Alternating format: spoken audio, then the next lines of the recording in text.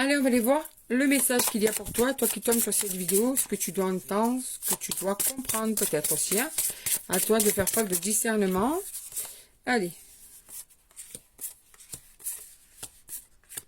Ouh là là, tu as une personne là qui a eu un comportement avec toi pas très sympathique, une personne qui a été méchante avec toi et d'ailleurs, pour le moment, vous ne vous parlez plus. Hein. Vous avez carrément coupé les liens, coupé la communication.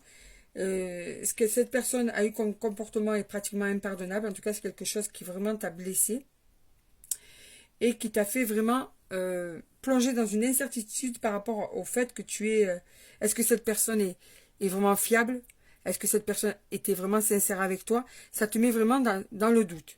Tu vois, et du coup, même son départ ou bien ce silence fait que tu comprends plus rien en fait, hein, cette personne. Tu sais plus vraiment ce que tu dois attendre d'elle. Et là, on sent bien que quelquefois, même tu serais prête à te soumettre tellement tu es fatiguée, tu vois. C'est une personne qui t'épuise dans un comportement qui te blesse en permanence et on dirait que tu baisses un peu les bras quelquefois, tu vois, que tu laisses faire les choses, que tu sais plus si ce que ça vaut, ce que ça vaut pas, comment tu veux plus en fait essayer d'attendre quelque chose. Quelquefois, tu te dis bon, je laisse faire et puis on verra où ça mène.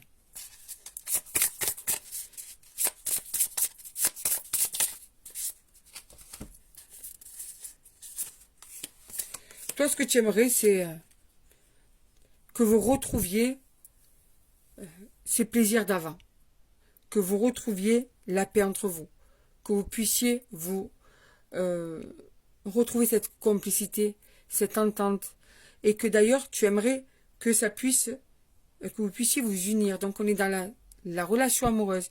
Tu aimerais qu'en fait cet amour, cette relation qui avait commencé de façon très forte, eh bien qu'elle retrouve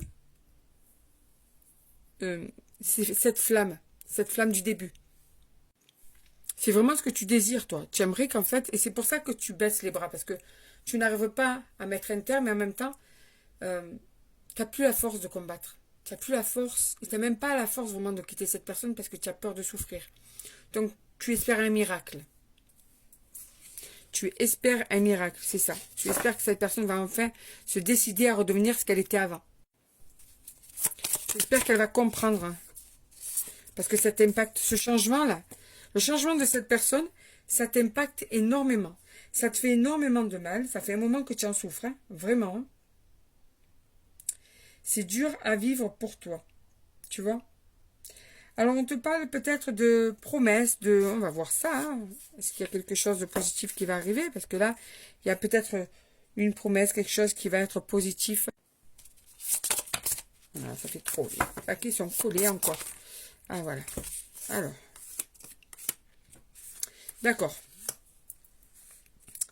Bon, alors.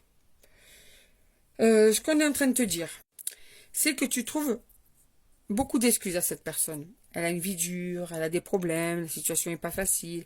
Non mais tu comprends, elle n'est pas bien. Tu vois? Et donc tu es toujours en train de comprendre son côté. Mais est-ce que cette personne comprend le tien? J'ai un peu plus de doute, tu vois? Donc tu es toujours en train d'essayer de l'assister, de l'aider. Toi, tu es là pour cette personne en permanence. Cet homme ou cette femme a un problème, tu es derrière, tu l'aides, tu l'épaules, tu l'écoutes. Tu es en fait à fond sur cette personne. Vraiment. Et ce qui te fait de la peine, c'est que tu vois qu'en contrepartie, il n'y a pas grand-chose en fait. Tu vois? Donc, et c'est pour ça qu'on voit bien que tu laisses les choses aller parce que tu es toujours très amoureux ou très amoureuse de cette personne.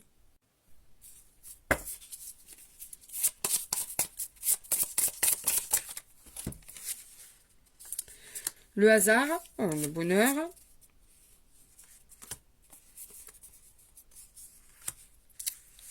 Voilà. Tu vois, c'est ce qu'on te dit.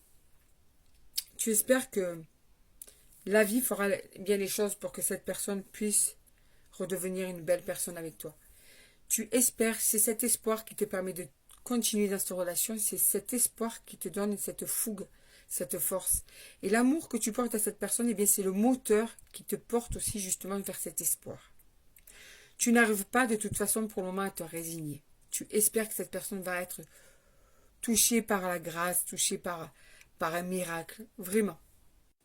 Allez, je retire encore quelques cartes.